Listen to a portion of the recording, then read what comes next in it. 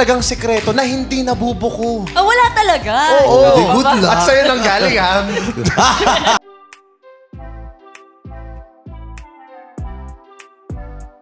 Muling binuking ni Darren Espanto ang bestie nito na si Kim Chiu ngayong araw sa It's Showtime.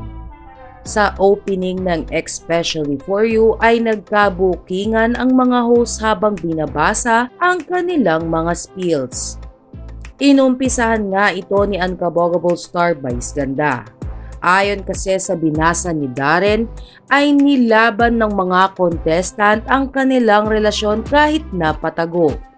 Dahil dito ay agad na biniro ni Memebay si Darren at sinabing, "Istorya mo ba to?"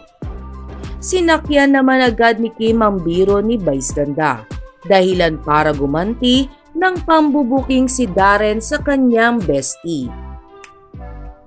Ayon kay Darren, pero wala talagang sikreto na hindi nabubuko. Bigla naman sumabat si Kim at sinabing wala talaga. Sa pagkakataon nga na ito ay dito na tila binuking ni Darren si Kim Chiu. Ani ni Darren kay Kim, "At sa'yo nang galing ha?"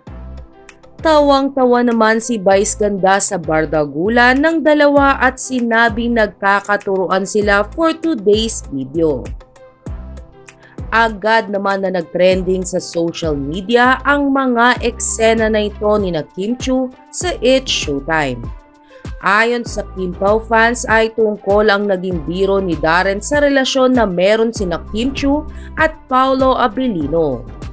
Matatandaan kasi na sinasabi ng malapit na kaibigan ng dalawa na merong something sa pagitan ng Kim Pao.